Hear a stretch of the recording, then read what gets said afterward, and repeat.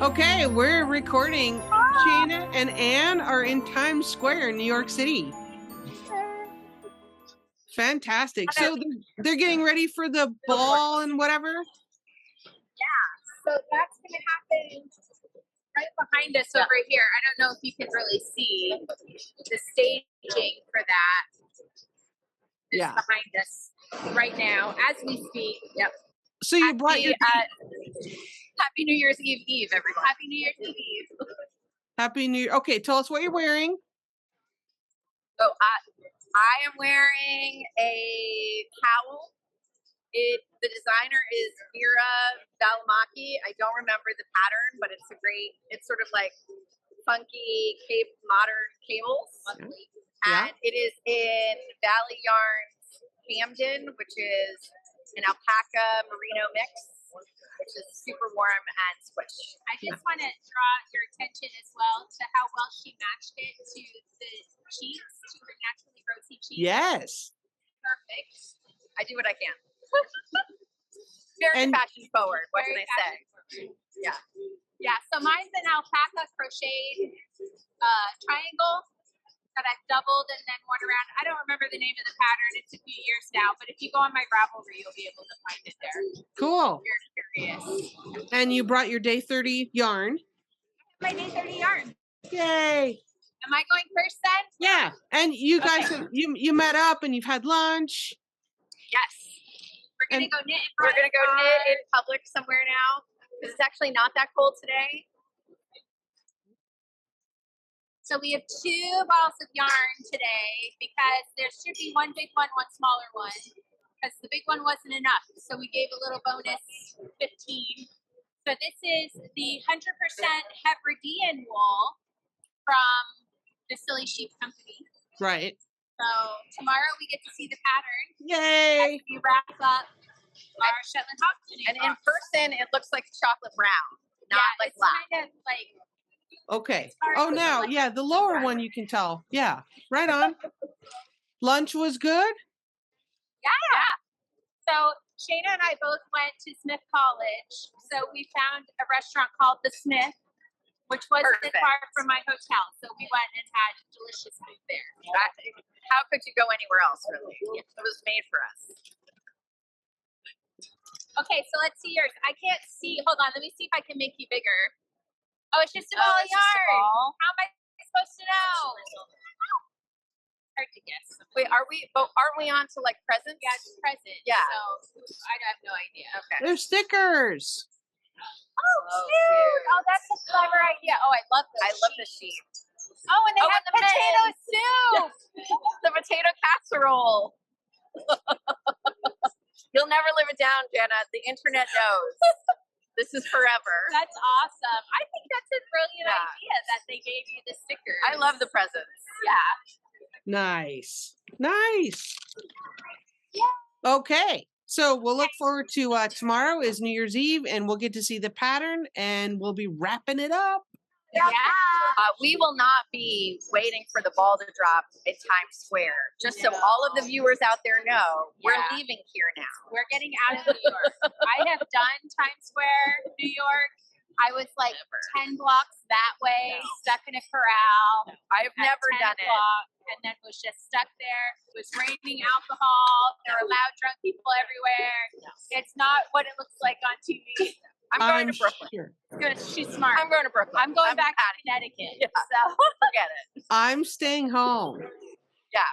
Smart. So Smart I will say though, today's interview. So yeah, you guys are on your way. So we'll go ahead and cut over to today's interview with Crystal Hiatt. She's the designer of the cowl from the whole C to C to 2023.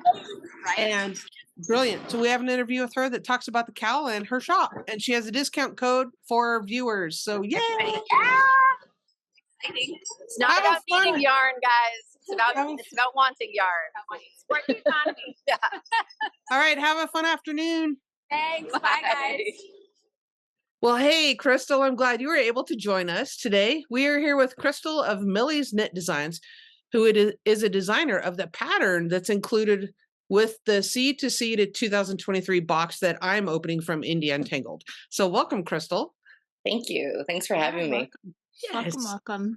So obviously you are Crystal, but your website is Millie's Knit Design. And I know from reading your website that you've named this from your grandmother.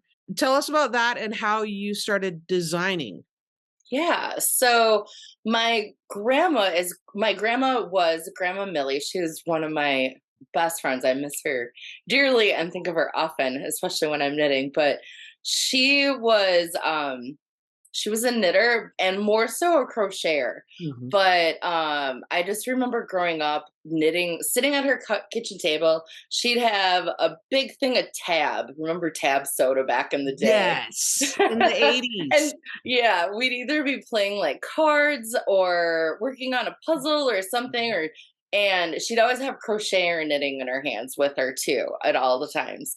And then there'd be times late at night we'd be talking and she'd be telling stories, and she was always working with yarn. And so one day I asked her, I'm like, is there, show me how to do this. I want to learn how to do this too. And she tried and tried and tried, and I couldn't get it for the life of me. I could not pick But it you up were at all. little. I was, but even when I was like a 10, 12, 13-year-old, I still couldn't do it. And to this day, I always say, well, it's because she was left-handed and I'm right-handed. I couldn't figure it Well, out. that sure, And I don't, it it could can be it. I don't it know. could make a I don't know. difference. Yeah. Yeah. So, but anyways, in 2011 is when I picked up needles again for the first time and went to my local yarn shop had just opened Mhm. earlier that year. And so I went inside and just was kind of like, oh, looking at things, and so I found out they did private lessons. And so I was like, all right, I'll sign up for this. Let's learn how to finally do this. And at the time, I was also traveling a lot too for work. I was gone all the time. At least I felt like at least like 70% of the year I was Right. I was in sales. So I was Mhm. constantly in an airport. And those of us that travel and sit in airports, there's a lot of sitting time, a lot of Yeah. cancellations, a lot of Yeah. delays, all that good stuff. So there's only so many books and movies you can watch. And I found that knitting actually it was a stress reliever. It Yeah. helped keep me calm. It helped me from like not flying off the handle from like, God dang it, I'm stuck here again and I gotta get it's whatever place and I'm not gonna get there till 2 in the morning. But so anyways, knitting kind of became my thing that I Oh. had to have it with me everywhere. Like many of us do. We always have it Mhm. everywhere we go, no matter what's happening. So that was back in 2011. And then my sister got married. I forget what year. Well, it was about 7 years ago. So what would that be? 24, 15, roughly. She asked me to knit her something for like a shawl. Um, Oh. but it wasn't really, it was more like a wrap. It was a unique wrap. It was made out of a heavier yarn and had this beautiful clip and all this stuff. And she had seen it in a magazine and she's like, can you make this? And I'm like, yeah, I can. So that was my first like venture into designing. I never wrote it down. I could probably recreate it, but it's a one of a kind and Yeah. Yeah. it turned out beautifully and she That's was really neat. happy with it. Yeah. Unfortunately she didn't wear it on her wedding day because it ended up being like 90 degrees that day compared to the 60 that we were like planning on it being. Yeah.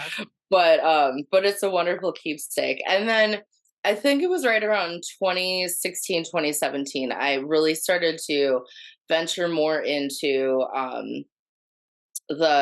making sweaters and that. Mhm. Mhm. And I'm a plus size person. And one of the things I was finding is I was like, I can't knit half these sweaters that I like because they just weren't automatically graded to larger Mhm. sizes. Right. And so, or they were, but just weren't fitting properly. Mhm. And so thought, well, hey, I'm going to learn how to figure out how to, design myself and how I can modify these. And started doing a lot more test knitting for people so I could Okay. see the process and learn Mm. more about how does this go from beginning to end. And Right. and through that just kind of was like, I think I'm going to do this. And in 2018 was when I first started releasing some of my own patterns. And at that time, it was about 2019 when I decided to come up with a new brand Mhm. name and actually brand this and turned it into a business of sorts. And that's where Millie's Knits Designs came from, because I thought, this is all tribute to my grandma, Millie, who was Oh, the first one to really introduce me to yeah, any type of fiber. yeah.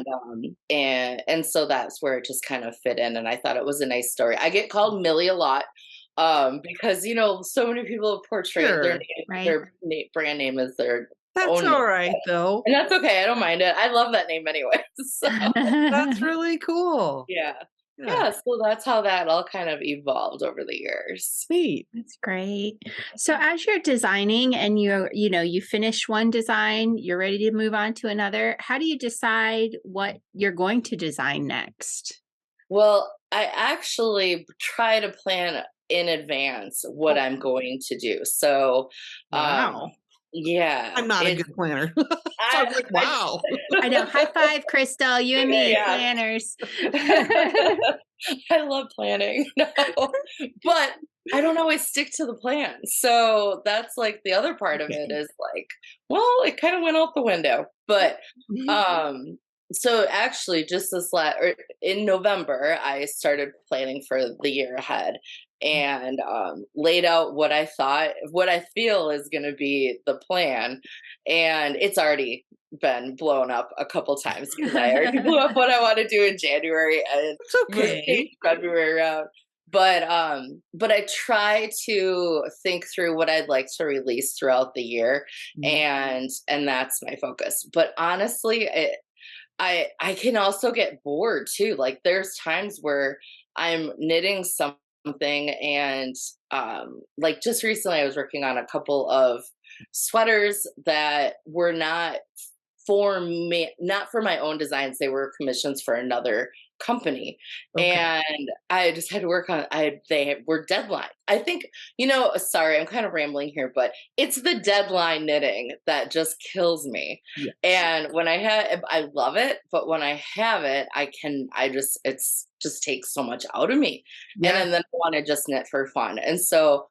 I right now 2 nights ago, I picked up my needles and I grabbed random yarn out of my stash, and I was like, I'm just going to knit a shawl. I don't know what my plan is, but I'm just going to knit something, because you just kind of have to get back in that groove, at least for myself. But yeah, I try to have a plan. It's hard to stick to the plan, but it's good to stick to the plan when I can. And it just makes it a lot easier to flow through everything throughout the year and plan ahead, especially, it's different when I'm collaborating with others. So when I'm Mhm. collaborating with other indie dyers, or might be a yarn company, or if I have a submission that's going to be releasing with a publication, that's a whole different ball game. Like that has a Sure. very Sure. strict schedule, and then those are the ones that it's like, well, they get 3 to 6 months of my attention, because I have to Right. I need It's a that yeah. commitment.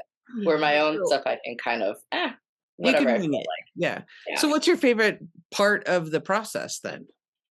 Well, Is it that grab the needles and just whatever creativity comes out, you don't really have I'm just going to make a shawl, it'll be what it is. yes, a little bit. It's more of picking the colors. The Oh. colors are what seem to give me my inspiration. Oh. And I just love when I see a combination together, whether it's yarn or it's something out in, a windows, or a Okay. decoration out in at a store. I just like that's what gets me. Um and that's probably my most favorite part is like, okay, I have these now, what are they going to be? And Right. then it's, yeah, putting it on the needles and seeing what happens. I am not a very, what do you call, I'm kind of loosey goosey, I guess you could say, with my process. Like I might have something and just be like, I'm more of like, I'm gonna knit it all and then figure it out later, rather than write down the whole pattern, this is what's going to be, and then knit it. So Okay. Yeah. I found it's just it for me, it helps to be a little bit more lenient, so it's not, Yeah. the rest of my life is so structured, where this is like I got to be fun and You get creative even and more artistic. creative to start with and then write down Yeah, what you did afterward.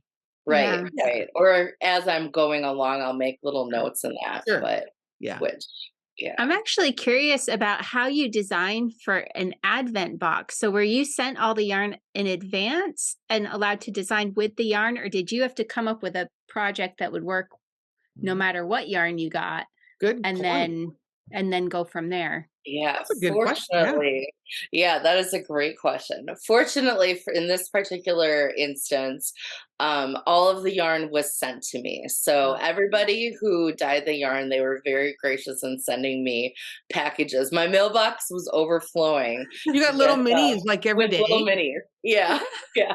There was about 3 weeks. Every single day, I had a different mini. So, Oh, that's fun. or a couple, which it was fun, and it was so fun to open them. So It was your I, own advent. You had it like a was. mid-year advent. Yeah. Awesome. Did you Yeah, know? long Did you before. know the order? Did you know the order in which they would be? Well, once I got once I got them all, then matching them up to the list that Lisa had. Okay.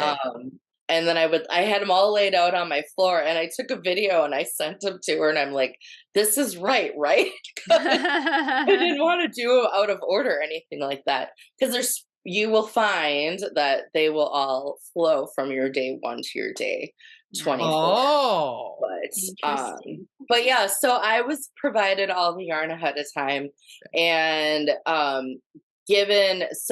provided some guidance from Lisa of India Untangled of what she would like to, what her vision was, and then so I took that to the next level and interpreted that in my way, and so Cool. hopefully you all will enjoy it, Love and it.